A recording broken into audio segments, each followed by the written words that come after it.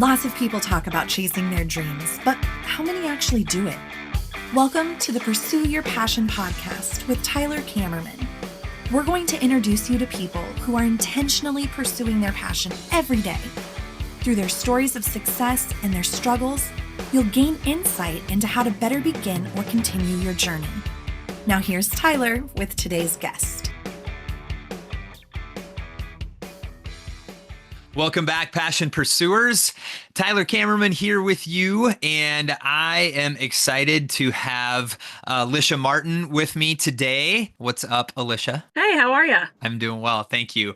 I always say I'm excited. I'm excited to have Alysha on the show. One of the reasons, though, is that Alysha is a longtime listener of the Pursue Your Passion podcast. So we were kind of chatting before we hit the record button, and I haven't had a lot of people on the show that are listeners, so excited to have that conversation. Alysha is the president and CEO of Uncluttered Life LLC, where she helps people bring order and simplicity to their spaces and their lives. With a lifelong passion for organizing, she took a leap of faith to turn her talent into a thriving business. What sets Alysha apart is her heart-centered approach. She takes the time to truly connect with her clients, ensuring they feel supported throughout the process. Known for her bubbly personality, she makes the journey of decluttering both effective and enjoyable. Alysha is also the creator of the Color Move system and the Life Management System, innovative tools designed to streamline moves and everyday life organization. Through her expertise, she empowers clients to embrace a more organized, stress-free life. Now that is a tagline right there. A more organized, stress-free life. I don't care if you're moving or you need organizing at all. That sounds pretty fantastic to me. Right? So again, welcome to the show, Alysha. Excited to talk to you today. Yeah, happy to be here. Thanks for having me on. Yeah, it's I've been listening to it, I think, since probably your first episode. So it's been kind of fun to listen throughout. Awesome. So, right in the bio, we talked about uncluttered life. So, you know that my first question, we've already kind of started to answer, but tell us more about the passion or passions that you're currently pursuing. Yeah. So, professional organizing. I've always loved doing this, and people have asked me, how long I've been doing it, and I've done the business itself for about almost 3 years now, which is crazy.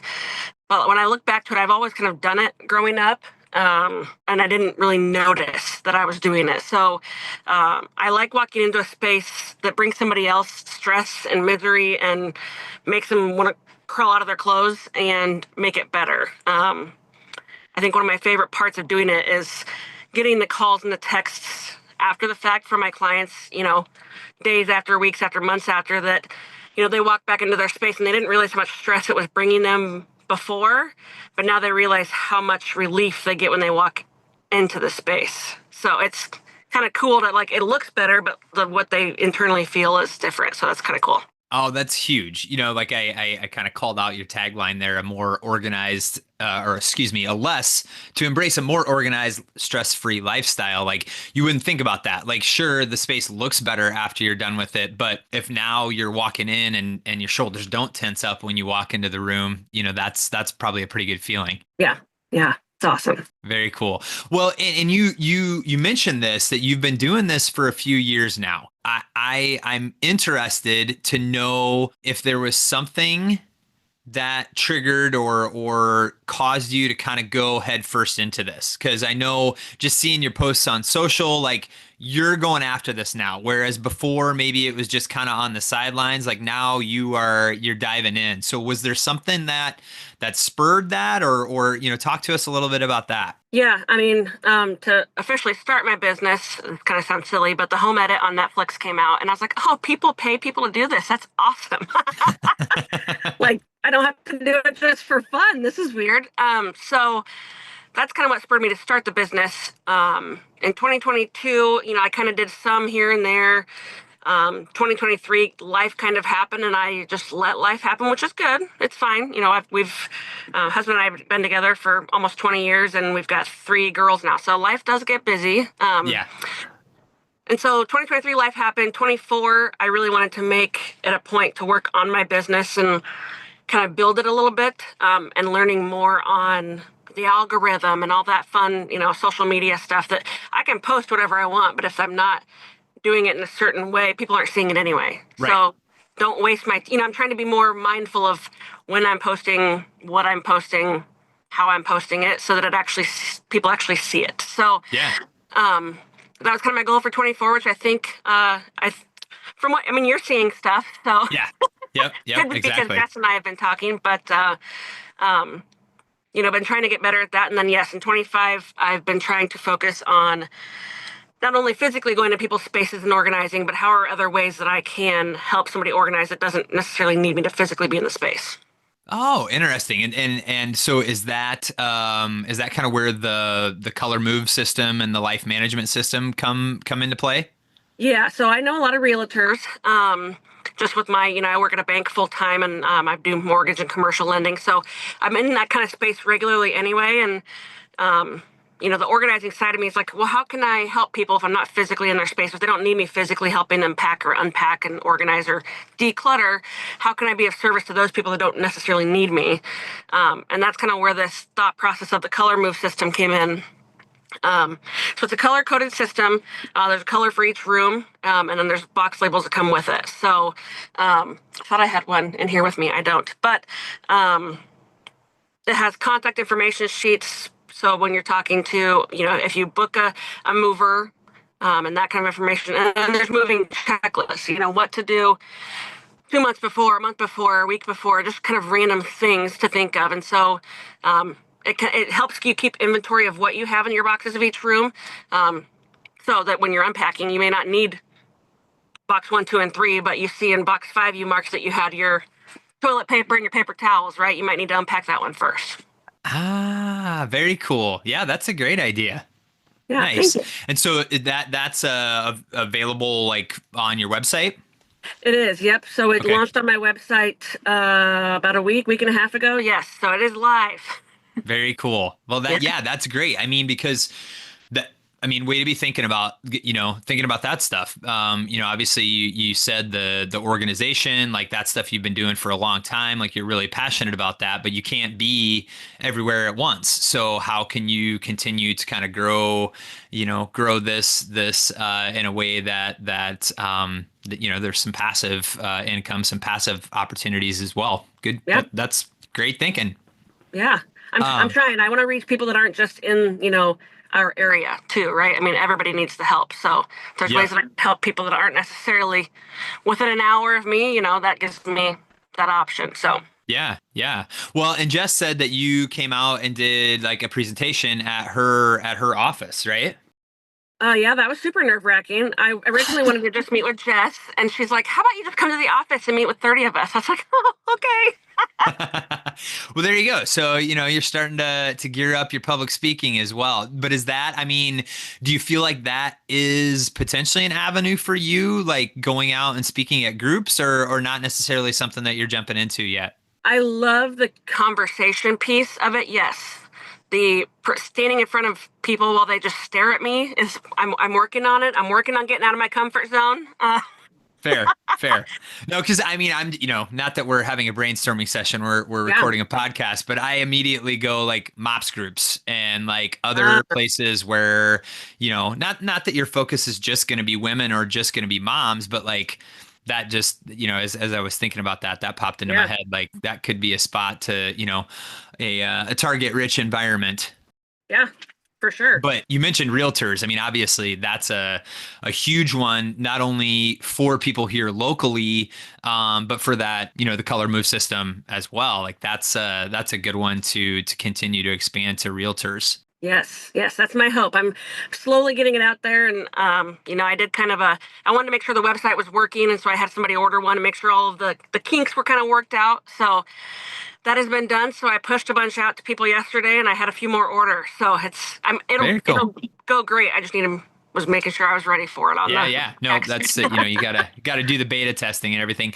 When you were talking about giving your intro of your kind of your why behind this, you mentioned that it's something that you've been you've been interested in for a long time. Yeah. tell me about, tell me about your dreams as a kid. What did 7 or 10-year-old Alysha want to be when she grew up? So I've been thinking about this because obviously I listen to podcasts and I know you're going to ask it. So I've been trying to, I've been thinking Cheater. about that. No. I know, right? It sounds a bit silly. The only thing I can really remember growing up was that I wanted to be a mom. That's really like I didn't have, from what I can remember, there was nothing really else that sparked me. Yeah. So No, that's great. Well, and you're doing a great job of that as well. thank you. Yeah, absolutely, absolutely. So, I know that this has been. You're really jumping in now. Like this is you're putting the pedal to the metal. Like I'm going after this. But like you said, this started in 2022. Yeah. What so far? What's been the your biggest success, or what are you the most proud of? On this journey. I'd say a couple things. I wrote down because I'm a weirdo and I write these things down. I wrote down about my binders because I really want to push that. My other binder is like a life management binder, and that one kind of sparked from I love my husband, but there's normally in a couple, there's normally one that does most of it, and that's just how it happens. So Yep. he works and does that, and then I kind of have everything else. But if something were to happen to me, it's like, where do we pay this bill? How do we pay it? Who's our life insurance? Like, who's all our contact people for all these people? So that one kind of sparked my other binder as like hey, this is like our catch-all. Like something happens, like this has everything. This is the Holy Grail. It has everything in it. So yeah, that's great. I would say, yes, I've been wanting to create something that is hands-off, one, passive income, right? Because we're only human. And I love the physical part of it, but I can only do so much in so many hours a day, right? So that was my goal. I don't really want to stop there, right? I'd like to create more things, not necessarily binders, but more things that kind of help people live a more stress-free life, right? What can I create and incorporate that helps people do that? So I don't know what that looks like going forward, but it's what we started with anyway. Yeah, that's great. Well, and I could share it with you offline too, but you're talking about that life management binder. That would be a good thing to throw out to like insurance agents and financial advisors, that are working with people on their planning, all the time. I know like when I was at Principal, they had kind of a resource like that for us, but you might have some luck talking to people in the financial sector. Like, hey, here's a resource you could, offer to your clients, something like that. Yeah. I like that. Yeah. I used to work in the insurance industry, so yeah, I never even thought about that. Yeah, they could be people that'd be interested in that. Well, so flip that one on its head, Alysha. What's been the biggest setback or the biggest challenge that you've had to overcome, and how did you do that? I would have to say getting out of my own head. I mean, as a woman, as an entrepreneur, as a mom, like. I laugh because my therapist that I started seeing a couple years ago, she made me name my it's like when I get in my own head and like I can't do that. So I named her. Her name is Karen. So when Karen likes to rear her mean old head and tell me I'm being a bad mom guilt, I named my mom. There you go. Yep. I knew it would come to me. She made me name it because it's like, all right, Karen, I see you. Like, I don't really need you right now. Like, you can go, so just getting out of my own head, right? And having 3 girls myself, and you have a daughter, like being yourself, but yet showing them how to overcome kind of these hard things. Because life's not easy, right? And it's not easy at all for our girls' age. So, and it's different than when we were growing up. So it's like, how do I help deal with what I'm doing right now, what I'm facing, and then obviously what our girls will be facing as they get older. So yeah, for sure. Getting out of my own head.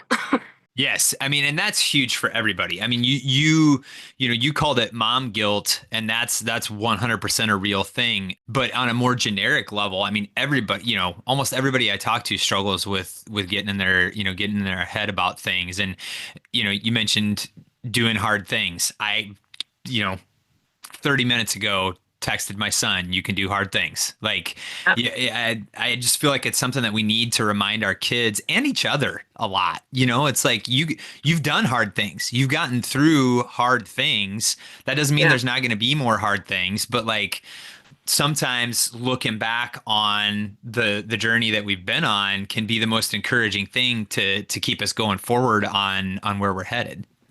Yeah. And, I like to remind myself and, my husband and my kids, like, God has a plan for all of us. And maybe this little hiccup was in his plan to make us slow down and think about things, right? So sometimes it's hard to like step back and think that it's like, man, I'm supposed to be there. Like, why is there a brick wall here, right? So Yeah. maybe we were meant to slow down and think about things. Maybe that was put there for a reason. So 100%. Yeah. A lot of the growth happens in the hard times, more so than when we're really cooking. You know what I mean?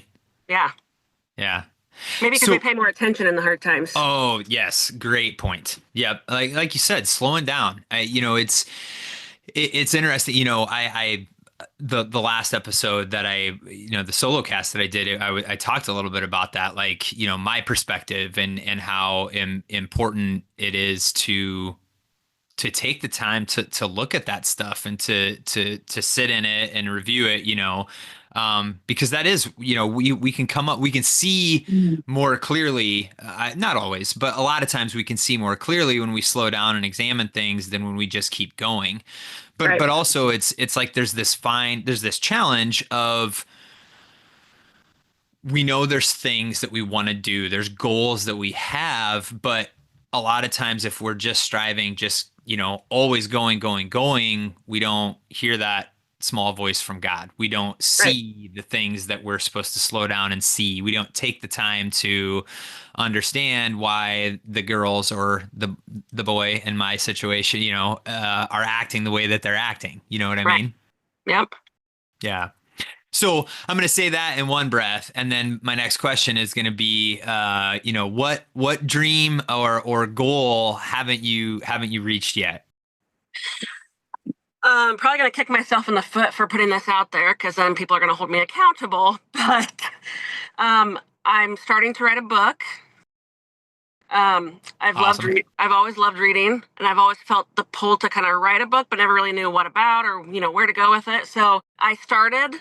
I have named my chapters, and I've started writing a little bit in each chapter, and then I've kind of stopped. So I need to. My hope is that I put it out there enough people are asked that now I need to finish it because I've told you I'm doing it, and now I need to follow through with it. So that social media accountability. Yep. Like you told me you're doing it. Where's it at? Well, if that wasn't the dream or goal that you mentioned, I had written a little side note along with my questions to ask about your book, because I saw on, it must have been Facebook or Instagram or something, that one of your, or maybe it was your website, I forget, but one of the things that I saw is that you were working on a book. So, if that didn't come up naturally in the conversation, I was gonna prompt it anyway. Yeah. So you got some additional accountability from the Pursue Your Passion listeners. I love it. That, again, the more I put it out there, the more like it'll push me to get it done. It's something I want to do, but again, life happens, and you gotta make time for it. So yes, and I think that's, again, you only have so many hours in the day, and you have to prioritize, and it gets challenging, to especially when, the actual tangible, in your situation, the actual organizing and the move system and the life management binder, like those are actual revenue sources, where putting money into a book, you don't know if it's going to be a revenue source or not, but it takes a whole lot of time to do it. Right. And it's funny that you mentioned, like, again, I love podcasts. I love books. So I was listening to a podcast this morning, Brendan Burchard, and it was talking about how he gets so many more days in a week than everybody else does. And so I was like, oh, this is interesting. So essentially, long story short, the 2 hours you spend at night watching a Netflix show, right? Or the half hour you spend on your phone total during the day, that adds up, right? 2 hours a day, 7 days a week. Like, So he equates it to, we all have the same 24 hours in a day. Mm-hmm. How you're spending it, I can technically get 8 more hours of work done in a week than you can, but we have the same 24 hours. So it was interesting, like when you talked about that, it's like, yeah, you're right. I mean, again, we all have the same time. Right. Yeah, I mean, another thing that I was just talking about recently is getting up early for workout but more importantly for me, like my quiet time with God. Like I started doing that not long after Ian was born, and that time has progressively gotten earlier. But I have a lot of people that are like, oh my gosh, you get up at 4:30 or you get up at 5 or like that's just crazy. And it's like, yeah, but nobody sets appointments for me before 6:30 in the morning, usually before 7:30 for that matter. But like, that's a time that I have full control of. So if I want to have a half hour of devotional time, or if I want to have an hour, if I want to have a half hour workout, like that's a time that no one's going to schedule for me. Whereas like after work, I don't know what Jess is going to come up with. I don't know when the kids have a track meet or a choir concert. Like, I don't know those things, but I know they're not going to be before 6:30 in the morning. So I can control that time, so it kind of goes along with his, his thought process. Yeah, for sure. The next question I always stumble over, but like, it's kind of a 2-part question. What would you say to somebody who's struggling to find their passion or struggling to get their passion project off the ground? So I'm actually just I'm gonna ask you first, what would you say to somebody who's struggling to find their passion? And then we'll come back to the other one. I would say it's in there, right? Deep down, I think people know that they have their passions. They just may not see them yet, right? Yeah. Or you might not see it as a passion, right? Like I loved organizing. I've always organized when I was a kid. Right? Did I see it as a passion up until a couple of years ago? No, I just like doing it, right? It's pretty, it's satisfying, And then I realized that not everybody's brains work like mine. Like not everybody organizes like I do, right? So, if you don't see or notice or know what your passion is yet, like don't give up. Like what brings you joy? What do you enjoy doing? Right? Like what fills your cup? I agree 100%. While you were in the middle of that, I was thinking about your timeline as well. And I'm like, I wonder if Marie Kondo getting like super popular had anything about like perking you in or, making you jumpstart this. And then you said, what brings you joy? And I'm like, hey, there it is right there. Yeah. I mean, and it did, right? Because it was a huge book and everybody's like, oh, it doesn't bring me joy, right? Like, so I don't need it. So, because again, when I'm working with people, sometimes they have a hard time letting go of stuff, right? Like that was my mom's, that was my dad's, that was great grandma's. I can't get rid of that. There's sentimental reasons and reasons that we keep things, right? And so a lot of it is mental. A lot of it has to do with the way you think, how it makes you feel, right? Are there other ways we can enjoy that piece of furniture or that blanket or something, whatever it is? Is there another way that we can use it in a way that's not bringing you clutter, right? Yeah. So, does it bring you joy? If you have some clothes in your closet and you're like, oh, I wore that 3 kids ago, like I'm going to get back there, right? No, you're not. And if you do, go shopping, buy some more, right? Like if it doesn't currently fit you, get it out of there. If you haven't worn it 6 months, you're not going to wear it again. Like don't keep it. Yeah. Yeah. Well, so, and I want to come back to the second part of that question, but you just kind of started down a path that I'd like to explore a little bit further. Yeah. Like, what does your process look like? When you're meeting with a potential client or, I don't know the best way to ask that question. Like, do you meet with, if it's a potential client, or do you share your process, or maybe just talk us through what the process looks like when you're working with a client? Yeah. So, essentially, my process is if you get a hold of me, whether that's, by socials, you text me, you call me, you see me out, I do free consultations. So depending on where you're located, that might be a FaceTime consultation, right? Sure. Just kind of getting a deeper understanding of what you're wanting, what you're needing. Some people, it's just one space, right? Like, hey, I need you to come to my pantry. Like the rest of my house is fine, but I cannot put my hands around my pantry. Yeah. There's other people where it's their whole house, right?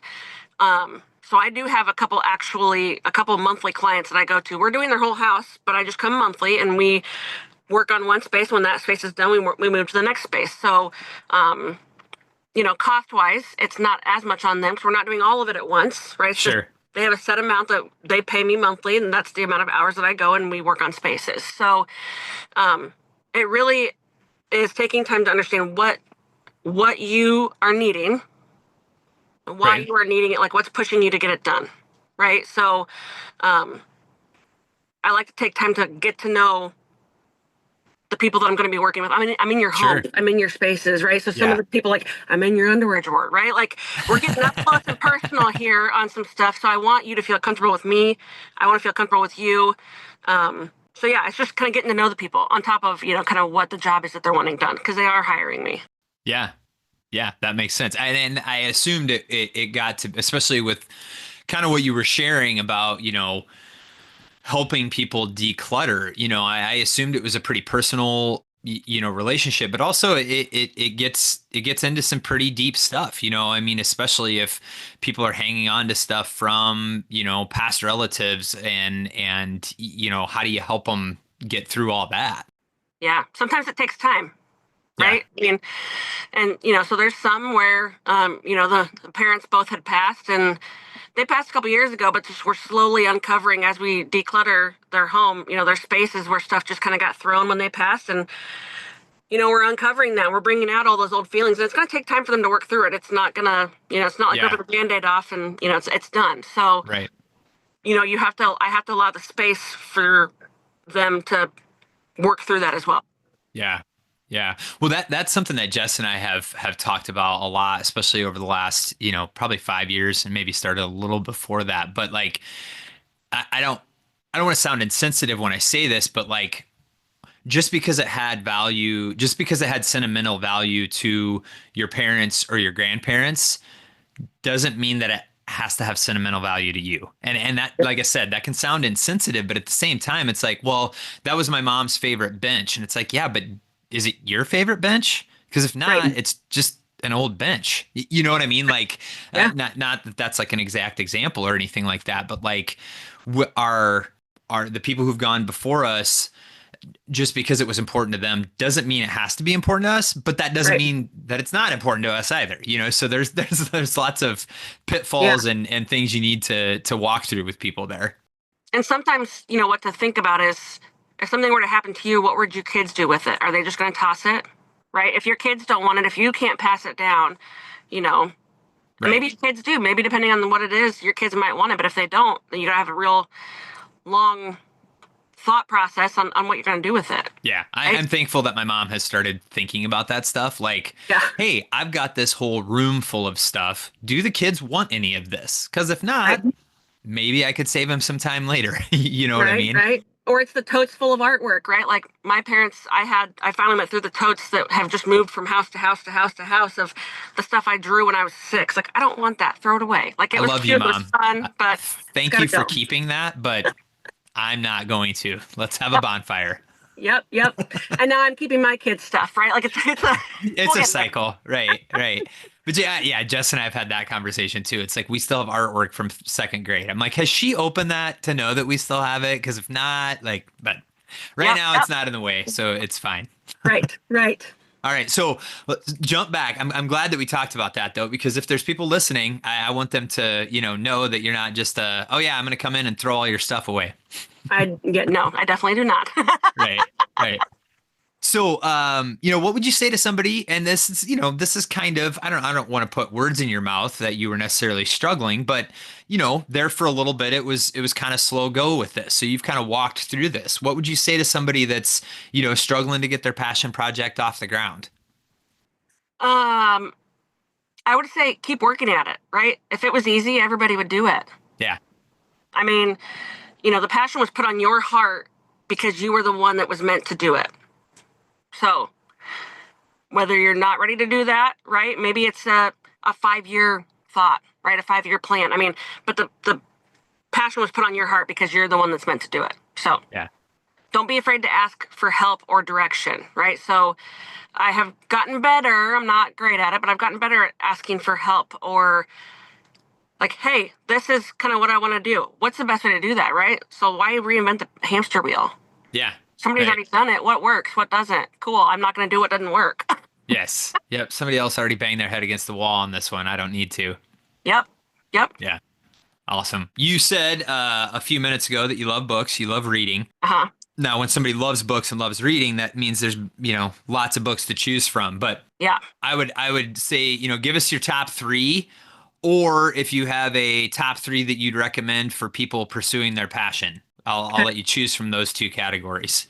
I think my top three, I don't know that they're anything alike, really, but That's even better. That probably shows that you read a lot of different things. I try to.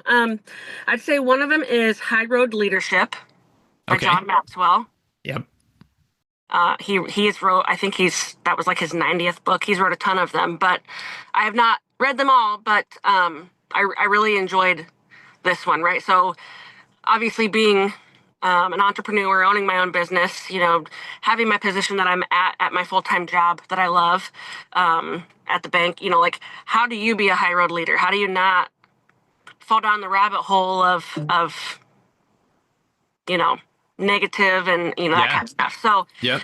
that would be my one. My other one would be the Let Them Theory by Mel Robbins. Yep. I've been hearing about that one recently. Yeah, it was good. I listened to it on audio because a lot like you, I love the physical book, but I don't always have time to read the physical book. So Bingo. yep. So again, I count Audible books as reading. So Yes, I totally. I stopped distinguishing between the two. yeah. And I think, on these last couple, specifically those last two, when they're reading their own books themselves, there's been kind of some little excerpts that they are like, oh, randomly just thought about this. It's probably not in their printed book, which is kind of cool. So, Yeah. Yep. and it's cool to kind of hear them read back through it and have different thoughts sometimes. So, Yeah. Yep. and then my third one would be Die with Zero by Bill Perkins. Okay. I have not heard of that one. Yeah, that one, I actually heard at a banking conference that I had gone to. It essentially talks about dying with zero money, essentially. But it's, living your best life, right? Like we work and we save and we get up, we get ready, get the kids to school, we go to work, we come home, we cook supper, we put them to bed, eat, sleep, repeat, right? Yep. How do you live in between those times, right? And Yeah, enjoy that's good. life and, don't just keep saving all your money for retirement. What if retirement doesn't come, right? Yeah. So obviously plan, like don't take that and be like, oh, she said I should go blow all my money. Don't do that. Don't do that.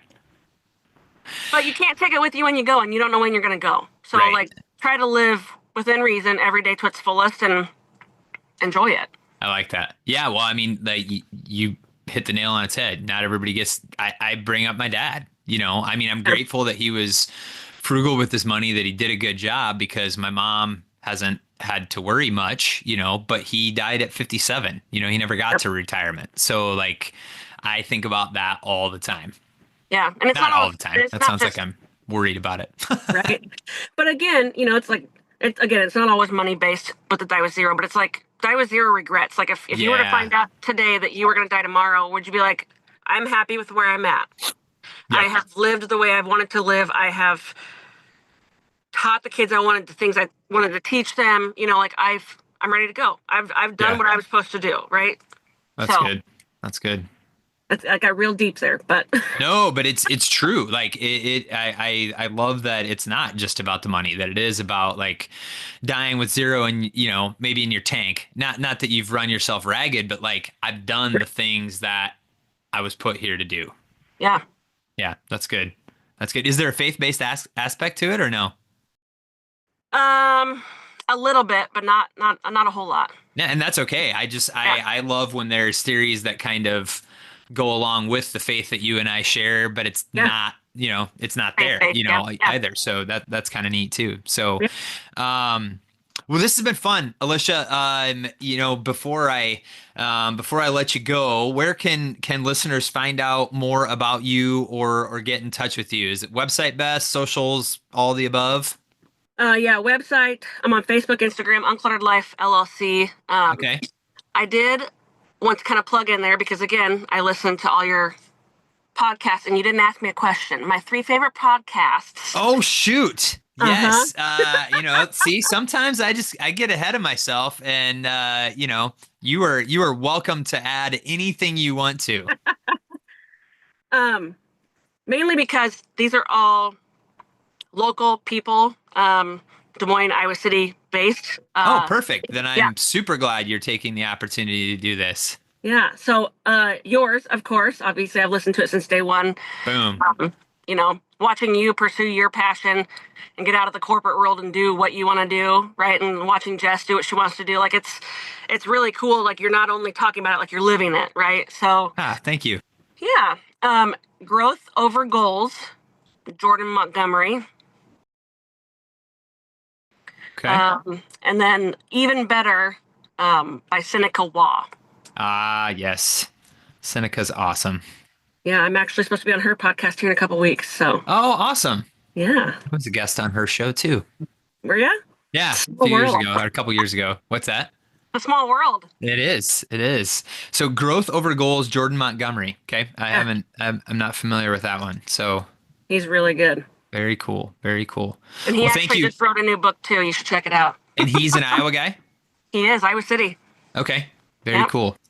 I'm glad that you circled me back on the podcast. Thank you for sharing that. Yeah. Uncluttered Life LLC on socials, and then is the website Uncluttered Life as well? Yep. UnclutteredLifeLLC.com. UnclutteredLifeLLC.com. Very good. Well, Alysha, thank you again for being on the show. I'm excited that you are chasing after this, and grateful that you and Sean have been a part of our lives, and hopefully that will continue into the future as well. I hope so. Yeah, absolutely. Well, thanks again, and to everybody else listening, keep pursuing your passion. If you have questions or would like to contact us, please check out the show details for contact information. Thanks for listening to the Pursue Your Passion podcast.